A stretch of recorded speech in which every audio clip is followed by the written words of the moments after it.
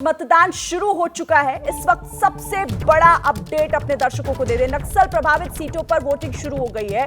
नक्सल प्रभावित सीटें 7 बजे से दोपहर 3 बजे तक ही वहां पर मतदान हो सकेगा। वहां खास तैयारियां की गई हैं, किसी तरह की कोई कमी ना रही, ये पहले से ही सुनिश्चित किया गया। और देखिए, इनके अलावा जो बाकी बची हुई सीटें हैं वहां पर 1 घंटा बाद यानी कि 8 बजे से और शाम 5 बजे तक वोटिंग होनी है। तो वहां बाकी बची हुई सीटों में अभी वोट डालने का जो इंतजार है वो थोड़ा करना होगा, लेकिन नक्सल प्रभावित सीटों पर मतदान शुरू हो चुका है। सुबह 7 बजे से दोपहर 3 बजे तक मतदान होगा। चाक चौबंद व्यवस्था की गई है वहां पर। वहां की तस्वीरें भी हम आपको दिखाएंगे और देखिए किस तरह से अब वहां पर जो है वो कतार लगना शुरू भी हो गई है। हमारे साथ कई सहयोगी जुड़े हुए हैं। अभिषेक उपाध्याय हमारे साथ जुड़े हुए हैं, ज्ञानेंद्र तिवारी भी हमारे साथ जुड़े हुए हैं और रविकांत भी हमारे साथ हैं। सबसे पहले शुरुआत कर लेते हैं ज्ञानेंद्र के ही साथ, क्योंकि ज्ञानेंद्र आज पहला चरण और अब तो नक्सल प्रभावित इलाकों में आने वाली सीटों पर वोटिंग शुरू भी हो गई है।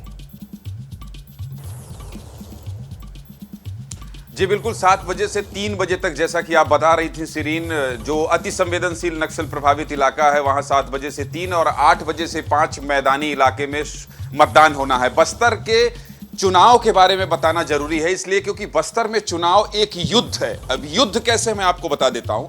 80,000 जवानों की तैनाती की गई है सिरीन। 80,000 जवान तैनात किए गए हैं 12 सीटों के लिए, या तो यूं कहें कि ये जो 20 संवेदनशील पूरे सीट है उसके लिए। और क्यों तैनात किया गया है, मैं कल आईजी से बात कर रहा था, इसलिए तैनात किया गया है क्योंकि कल मतदान दल पर हमला हो गया।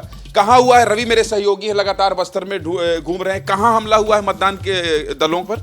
कांकेर जिले में हुआ है, क्योंकि कांकेर जिला भी नक्सल प्रभावित क्षेत्र है, जहां आज उसके भानु प्रतापपुर सीट में आज सुबह 7 बजे वोटिंग होना है। तो पहले से एक दिन पहले से ही वहां मतदान दल सुरक्षा बलों के साथ जा रहे थे, लेकिन एक आईडी ब्लास्ट हुआ जिसमें 2 मतदान कर्मी, जो मतदान दल के जो कर्मचारी हैं, वो घायल हो गए हैं और उस दौरान सुरक्षा बलों ने फिर उनको सुरक्षित बाकी टीम को पहुंचाया मतदान केंद्र, और जो घायल थे उनको हॉस्पिटल पहुंचाया हेलीकॉप्टर से। सिरीन, एबीपी न्यूज के दर्शकों को यह बताना जरूरी है कि हेलीकॉप्टर से 150 मतदान दलों को भेजा गया है बस्तर के अलग अलग हिस्से में, और खाना सामान लेके हेलीकॉप्टर से उतरने के बाद पैदल जाया जाता है। ऐसे बूथ हैं, बहुत से ऐसी जगह जहां पहली बार मतदान हो रहा है, तो इसलिए बस्तर के मतदान को समझना बहुत जरूरी है। दूसरी अहम बात कि बस्तर की 12 सीटों में कांग्रेस का कब्जा था, लेकिन इस बार यह कहा जा रहा है कि परिणाम थोड़े बदलेंगे। कितने बदलेंगे ये नतीजों के बाद पता चलेगा, लेकिन चूंकि अभी तक ऐसी कोई खबर नहीं है, सुरक्षा के पुख्ता इंतजाम है। बस्तर के आईजी ने कहा था कि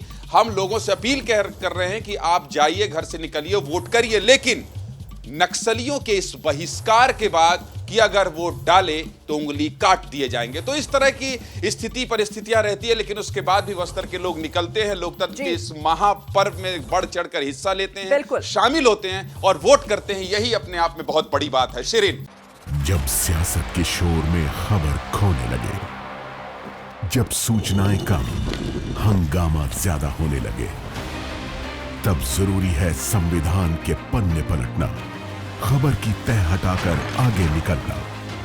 मगर ये करेगा कौन? इसलिए अब टूटेगा मौन, जिसे मालूम है सियासत की बिसार, जिसने देखी है सत्ता की शह और मार।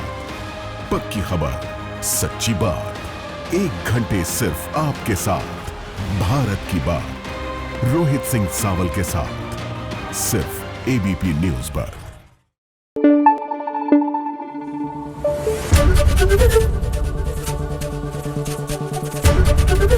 एबीपी न्यूज आपको रखे आगे।